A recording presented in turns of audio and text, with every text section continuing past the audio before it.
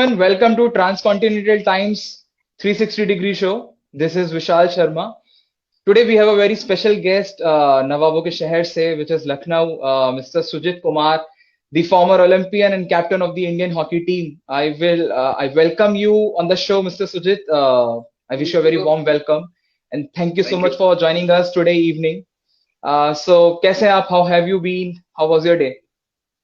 Yeah, first class, Vishal. Everything is going smoothly, and but Covid की वजह से जितना हम लोग अपने को सेव कर सकते हैं, ठीक है, चल रहा है like let the Covid over, Right, उसका बाद अगेन फिर right. शुरू करेंगे coaching.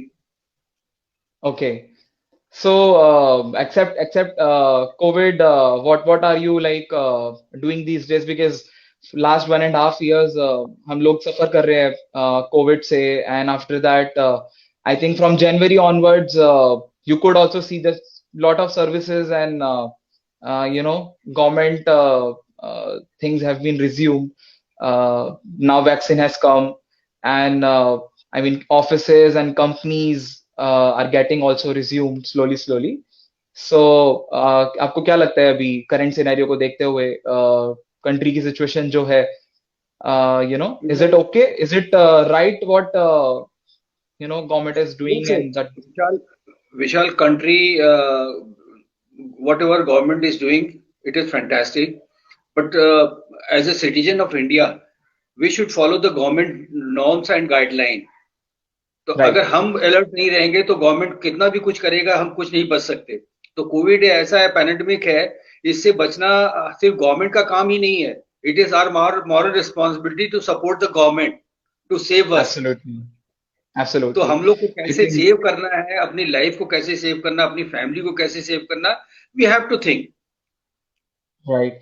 And I think it is we only after at the end of the day जिन्हें SOPs को या गाइडलाइंस को जो भी है गवर्नमेंट की तरफ से हमारे लिए हमारे बचाव के लिए आई थिंक कोविड से और कोविड के जैसे और भी कई तरीके के I think bacterias and viruses which is in the atmosphere.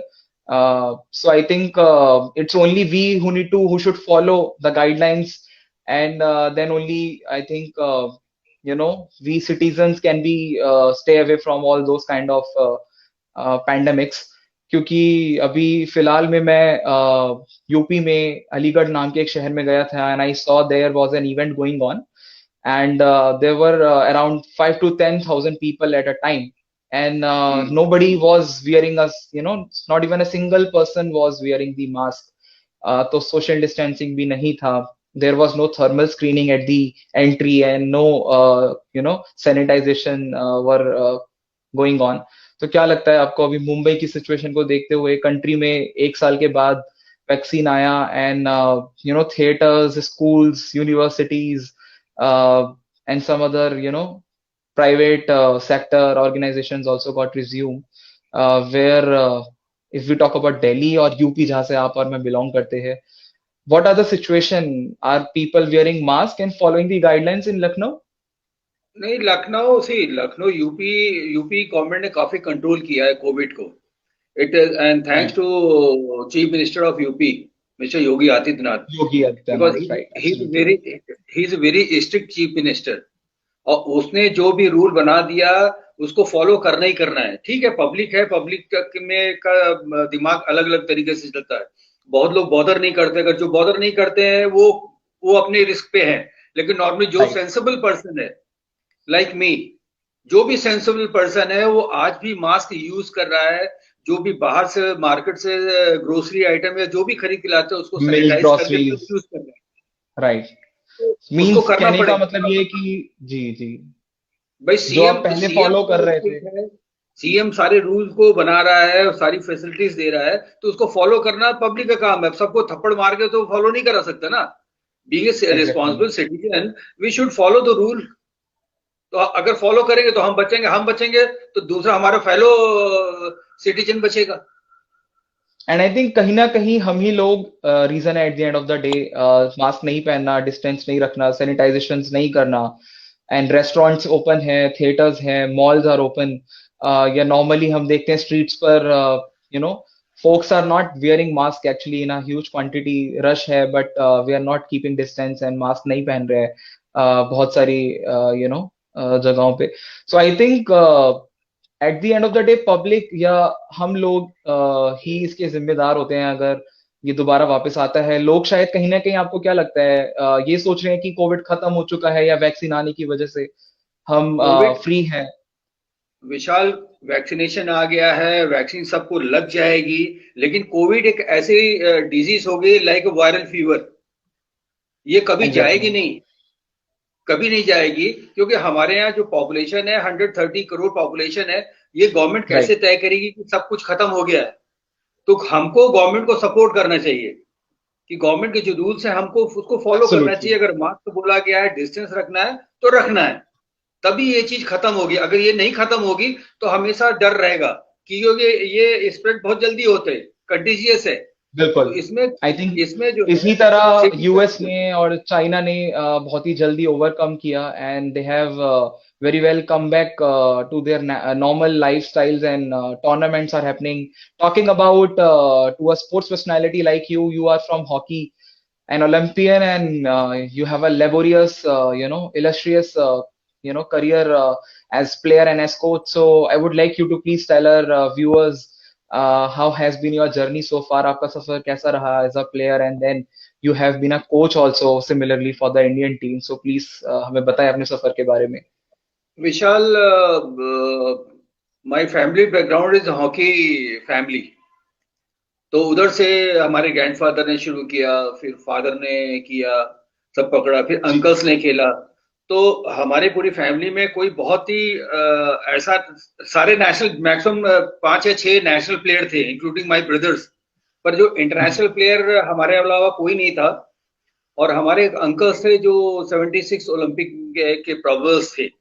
और हमारा छोटा भाई वंडरफुल। जूनियर इंडिया टीम का प्रोबर्स था। और वाह। हमारा बड़ा ब्रदर ही बस नेशनल प्लेयर, यूपी के लिए खेलते थे हम लोग साथ में।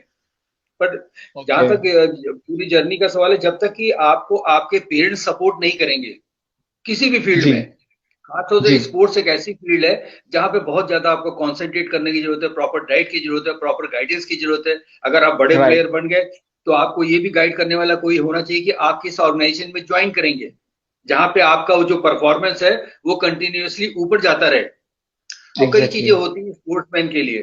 फॉर्चुनेटली हमको सारी गाइडेंस प्रॉपर मिलती रही। फिर जब स्पोर्ट्स हॉस्टल में हमारा सिलेक्शन हुआ 75 में, when I was 9th class, all वहां राइट। पे स्पोर्ट्स हॉस्टल में हमारे कोच थे K N Sharma. He was okay. Not a very big player, लेकिन as a coach he was very sincere, very dedicated and knowledgeable coach. तो okay. Basic initial stage पे उन्होंने हम लोग को बहुत प्रैक्टिस कराया, बहुत ही ज्यादा प्रैक्टिस कराया। क्योंकि हॉकी प्लेयर जितने भी आते हैं सब middle class, lower middle class family के आते हैं। तो हम लोग का भी जी। As a middle class member पैसा घर से आता था। तो जितने भी लोग थे, वी हैव डिसाइडेड कि यार अभी तो हम लोग के पेरेंट्स बहुत हमसे, हमारे ऊपर प्राउड कर रहे हैं। एज ए जी। नॉन परफॉर्मर अगर निकाल के हमको निकाल दिया जाएगा, कि रूल्स था हॉस्टल का, अगर 3 साल आप परफॉर्म नहीं करेंगे अच्छी तरह से तो आपको निकाल दिया जाएगा।